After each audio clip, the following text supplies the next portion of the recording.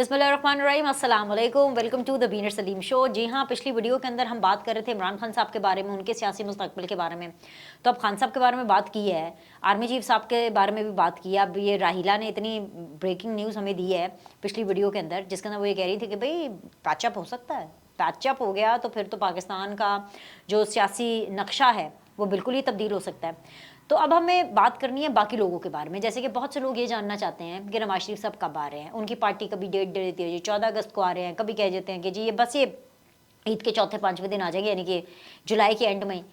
अब मुझे तो नहीं लगता कि वो इतनी जल्दी आ रहे हैं, आएंगे तो ज़रूर, लेकिन एग्जैक्टली कब आएंगे ये हम राहिला से ज़रूर पूछेंगे। और फिर ये भी पूछेंगे कि सबसे मेजर चीज़ कि पाकिस्तान के अंदर जो इंतखाबात हैं वो कब होने हैं। तो राहिला, अस्सलाम वालेकुम, वंस अगेन वेलकम बैक। हम इसी डिस्कशन को कंटिन्यू करेंगे।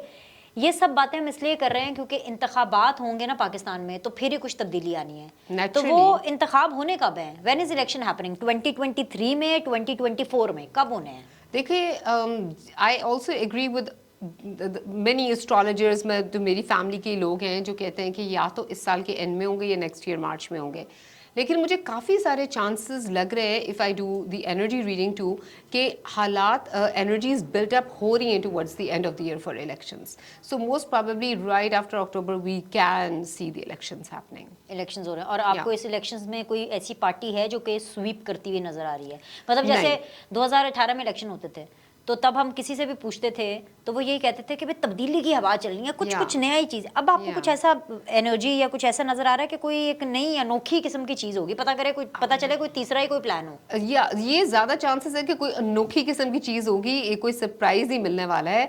और अगर फिर पिछली वीडियो के साथ अगर मैं उस कंटिन्यूएशन में जाऊं तो अगर वो क्लिक हो जाता है, जो मैंने कहा था वो मिरेकल हो जाता है, तो फिर तो वाकई कोई नई चीज़ ही दिखने को मिलेगी। और ये भी बहुत ज़्यादा चांसेस हैं कि कोई कोएलिशन की गवर्नमेंट या कोई टेक्नोक्रेट्स की, मतलब सिस्टम थोड़ा चेंज हो जाए, इसके भी काफ़ी चांसेस है। क्योंकि जब मैं एनर्जी में टैप इन करती हूँ ना, आपने बहुत अमेजिंग स्पॉट ऑन क्वेश्चन किया है कि कोई स्वीप करता नज़र आ रहा है। तो इस वक्त जो एनर्जीज है ना, उसमें स्वीप करता ऐसा कोई नहीं, मतलब एनर्जीज बराबर लग रही हैं। लेकिन यस, एज अ पार्टी अगर हम टैप इन करें तो इस वक्त किसी भी और पार्टी की निस्बत ना मुझे पीपीपी स्ट्रांग होती फील हो रही है। पीपल्स पार्टी आपको स्ट्रांग लग रही है? स्ट्रांग होती फील हो रही है, जैसे वो इमर्ज होती जा रही है। नून लीग से ज्यादा?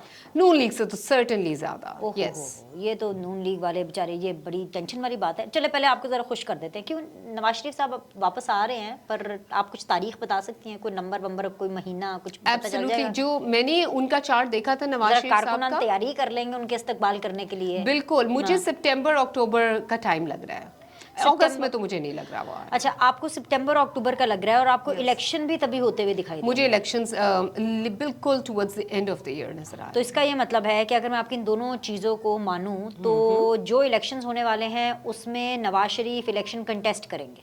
मुझे तो यही लग रहा है, वो कंटेस्ट करते बिल्कुल फील हो रहे हैं। और नवाज शरीफ जीत जाएंगे, इलेक्शन जीतते हुए नजर आ रहे हैं? जीतने से मेरा मतलब ये है कि ओके, क्या नवाज शरीफ चौथी बार वजीर आजम बनेंगे?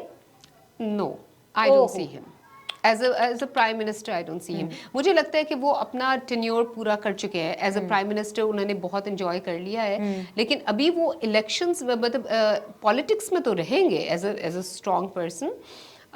अगले 2 साल तक तो नज़र आ रहे हैं, उसके बाद अल्लाह भी तो जानता है। लेकिन नवाज शरीफ साहब जब वापस आएंगे, जैसे कि आपने कहा कि वो आ रहे हैं, हमें भी पता है कि आ तो रहे हैं, लेकिन आपको लग रहा है कि अगस्त के बाद आएंगे, एनी टाइम आफ्टर अगस्त। वो आते ही जाती उम्रा जाएंगे कि वो आते ही अडगाला जेल जाएंगे? उन्होंने क्या दोबारा जेल जाना है? कुछ ऐसे नजर आ रहा है उनका? बिल्कुल भी नहीं नजर आ रहा। वो इतना अरसा जो उन्होंने पूरा साल सब्र किया है, तो किसी रीजन से किया है ना। उन्होंने हर चीज क्लियर करा के जब कंप्लीट ग्रीन सिग्नल उनको मिलेगा तो वो आएंगे। तो आपको लग रहा है कि नवाज शरीफ साहब का जो सब्र का फल है वो मीठा होने वाला है? मीठा हो सकता है, क्योंकि देखिए अगर मैं आपको लॉजिकली थोड़ा सा बताऊं, उनका 8 पर्सनल ईयर बन रहा है इस साल। ओके। 8 पर्सनल ईयर में क्या होता है कि आपका, क्योंकि 8 का रूलिंग प्लैनेट सैटर्न है। सैटर्न इज लाइक अ जज, it's like the principal in the room, तो वो सबक सिखाता है। तो अब उन्होंने अपना वो टेस्टिंग टाइम पूरा गुजार लिया है, तो फ्रूट्स मिलते हैं towards the end of the year. तो उनके लिए तो अगर आप ये भी देख लें कि एक इंसान जो 3 दफ़ा इलेक्टेड प्राइम मिनिस्टर रहा हो, वो अपने मुल्क से दूर रहा हो, तो उनके लिए तो ये भी एक बड़ा फ्रूट है कि वो अपने मुल्क वापस आ रहे हैं। नवाज शरीफ साहब के इमरान खान साहब के साथ कोई ताल्लुकात हो सकते हैं, कोई हेलो हाय दोस्ती, कोई कांटेक्ट के कोई चक्कर नहीं? अभी इस वक्त जैसे मैंने आपको कहा कि वो भी इम्पॉसिबल सी बात लग रही है, लेकिन मैंने आपको लास्ट वीडियो में बताया था कि मुझे उनकी और इस्टेब्लिशमेंट के बीच में थोड़ी सी कम्युनिकेशन होती भी इनडायरेक्ट फील हो रही है। आगे जाके डायरेक्ट कम्युनिकेशन के भी बहुत क्लियर चांसेस नज़र आ रहे हैं, लेकिन नवाज शरीफ के साथ तो मुझे कहीं कुछ नज़र नहीं आ रहा। इमरान खान साहब की शहबाज शरीफ साहब के साथ या बिलावल भुट्टो या आसिफ अली जरदारी साहब के साथ कोई राब्ते वाब्ते होते हुए नजर आ रहे हैं? जरदारी साहब के साथ तो सर्टेनली यस, कोई इनडायरेक्ट कम्युनिकेशन ज़रूर चल रही हैं, yes that's there in the air. लेकिन शहबाज शरीफ के साथ भी इनडायरेक्ट मैसेजिंग हुई है इनकी, ये तो मुझे बड़ा क्लियरली फील हुआ है, लेकिन वो कुछ बात बनी नहीं। अच्छा, जो नवाज शरीफ साहब हैं उनके शहबाज शरीफ साहब के साथ, जरदारी साहब के साथ और बिलावल भुट्टो साहब के साथ ताल्लुकात कैसे जाएंगे?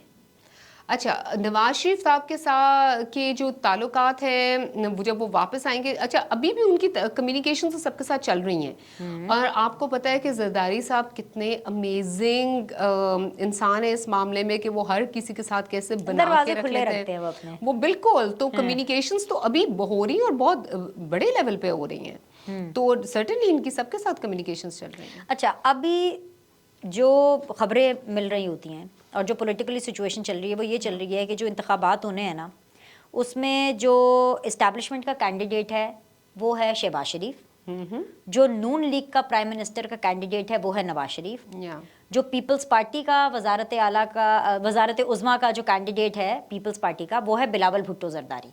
तो जो इलेक्शन हो रहा है वो आपको बिलावल भुट्टो जरदारी वर्सेस नवाज शरीफ या बिलावल भुट्टो जरदारी वर्सेस शहबाज शरीफ, ये मैच किन के बीच में पड़ना है? अच्छा, अगर हम इन्हीं के बीच में हम देखते हैं, वैसे तो इट्स अ मिक्स प्लेट। अच्छा, लेकिन अगर हम इन्हीं के बीच में देखते हैं तो बिलावल और नवाज का ज़्यादा ग्राफ ऊपर है। अच्छा, परसेंटेज रेशियो उनकी एनर्जी डेंस है, और शहबाज शरीफ की कुछ इतनी खास कहीं मुझे नहीं एनर्जी नज़र आ रही। यानी कि ये शहबाज शरीफ साहब की आखिरी वजारत है, मुझे ये लगता है दोबारा वो वजीर आजम नहीं बनेंगे। मुझे नहीं, ऐसा कहीं फील नहीं हो रहा। तो आपको तो नवाज शरीफ साहब भी चौथी दफा वजीर आजम बनते नहीं नजर आ रहे हैं? फील हो रहा है बिल्कुल। बिलावल भुट्टो वजीर आजम बनते हुए नजर आ रहे हैं? बिलावल भुट्टो स्ट्रॉन्ग हो रहे हैं, उनका पर्सनल ईयर 1 है।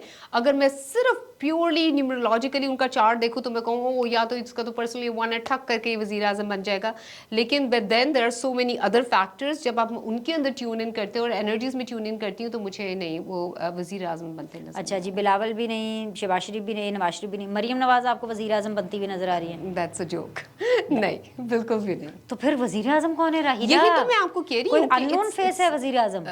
इट कुड बी, तभी तो मैं कह रही हूँ, मैं अभी भी उस बात पे हूँ कि वो बहुत पॉसिबिलिटी है, क्योंकि मैंने आपको कहा ना आगे इलेक्शंस होते नजर आ रहे हैं, बहुत गहमा गहमी नजर आ रही है, लेकिन एक स्ट्रॉन्ग इमर्जिंग फेस अभी नजर नहीं आ रहा। जैसे 2018 मुनीर साहब आपको नजर आ रहे हैं ना, वो तो आर्मी चीफ हैं। वो तो हैं, वो देखा ना, मतलब सितारों के अंदर भी फौज का किरदार पक्का नजर आ रहा है। तो उनको न्यूमरोलॉजी में भी कोई टस से मस नहीं कर रहा। सियासतदानों के पीछे सारे न्यूमरोलॉजिस्ट इसके पीछे मैं आपको इसका रीजन बताती हूँ। एस्टैब्लिशमेंट जो पाकिस्तान आर्मी का नंबर है ना, दैट इज नंबर 4।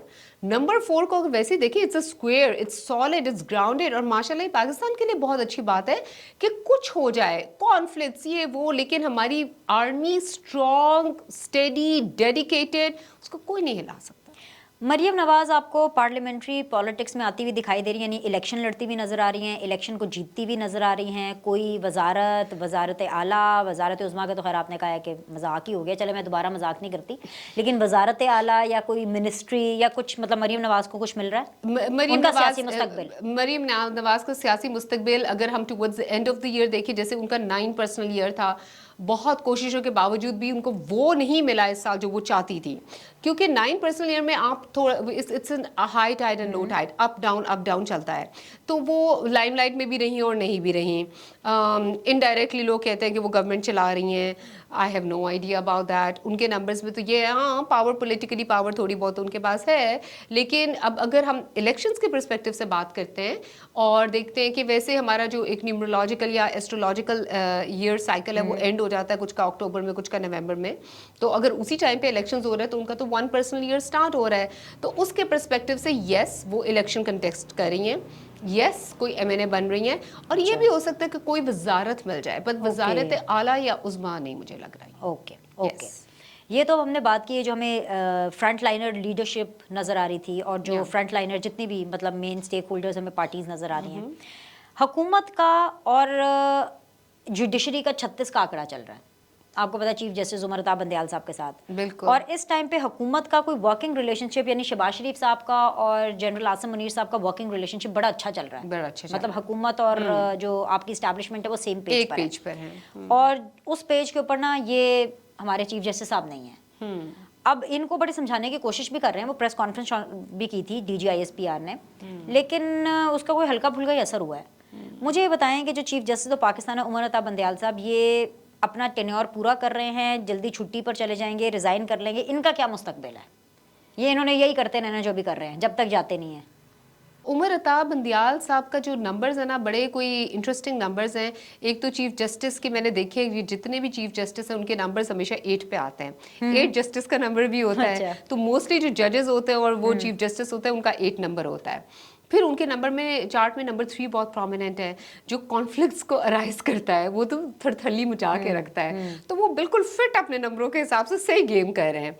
और ये इसी तरह ही हवा चलती बुझती जलती बुझती रहेगी। यानी उमर अता बंदयाल साहब ने कोई सुधरना नहीं है, उन्होंने ये करते रहना है, अपनी रिटायरमेंट तक ही काम करते रहना। मुझे यही लगता है, या अभी फिलहाल उनका ग्राफ यही ऊपर नीचे इसी तरह से ही चल रहा है। अच्छा, बस एंड के ऊपर, बिकॉज हमें इजाज़त भी लेनी है आप लोगों से, आप लोग भी कोई और काम करें बस आप लोगों ने, वरना ये यूट्यूब ही देखते रहना। अगर अच्छा लगेगा तो नीचे ज़रूर आपने कमेंट करना है कि आप दोबारा इस डिजिटल प्लेटफॉर्म के ऊपर राहीला को सुनना चाहते हैं, हम दोबारा इनसे क्या पूछें, सवाल भी लिख के भेज दें। लेकिन एंड के ऊपर मैं सिर्फ ये पूछना चाहती हूँ कि इस टाइम पर जब हम बात कर रहे हैं, जो मिडिल ईस्ट है वो तो मतलब पाकिस्तान से भी ज़्यादा हॉट केक बना हुआ है। पहले सियासत पाकिस्तान में, अब सारे वहाँ जा रहे हैं और ये लगातार उन्हें जाते रहना है और वहाँ पे मीटिंग्स होती रहनी है। वहाँ पर ऐसा क्या हो रहा है? न्यूमरोलॉजी आपको क्या बता रही है कि व्हाट इज हैपनिंग? अब जाहिर बात है सारे वेकेशन करने थोड़ी ना गए हैं, कुछ ना कुछ तो वहाँ पे चल रहा है, पर वो क्या चल रहा है ये बताएं। अच्छा, ये आपने बड़ा इंटरेस्टिंग क्वेश्चन किया विनेश, ये मैं भी बहुत सोचती थी। और दुबई जो है ना वो एक हब है। अब दुबई का जो नंबर बनता है वो नंबर 1 बनता है और वो 19 से 1 बनता है, तो ये अपनी पावर इंटैक्ट रखता है, कंट्रोल इंटैक्ट रखता है हर हालत में, और ये लोगों को भी इंटैक्ट रखता है। तो हमने अभी तक आज तक जब भी देखा दुबई का यही है, चाहे वो टूरिज्म हो, चाहे वो पॉलिटिकल कोई सरगर्मियाँ हो, तो वो दुबई ऐसा ही है।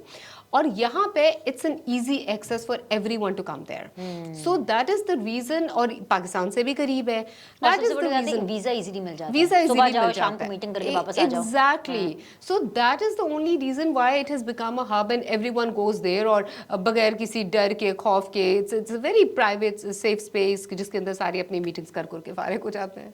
तो मतलब इतना कोई बड़ा कोई वो धमाका टाइप कोई चीज नहीं होने वाली, ये नॉर्मल है कि मीटिंग्स हो रही हैं। It's a good safe meeting space, that's why they are. चलिए जी, बहुत बहुत शुक्रिया ज्वाइन करने के लिए, और मैं ये उम्मीद करती हूँ कि आप लोगों को आपके सारे सवालों का जवाब मिला होगा। और ईद के बाद देख लेंगे राहीला साहिबा के जो नंबर्स हैं वो कितने सही उतरे हैं, कितने नहीं उतरे, और उसका हमें पता चल जाएगा। जैसे पहला वर्किंग डे आएगा हमें पता चल जाएगा कि PTI चेयरमैन हो या PMLN के ताहयात कायद हों या मुल्क का चीफ एग्जीक्यूटिव हो या मुल्क के आर्मी चीफ हों, वो किस मिजाज से वापस अपने अपने कामों पर आते हैं, coming back to work. So will just get to know. Thank you very much Raheela for your time. आपके फीडबैक का इंतजार रहेगा, लाइक करें, सब्सक्राइब करें और आपसे अगली वीडियो में मुलाकात करें।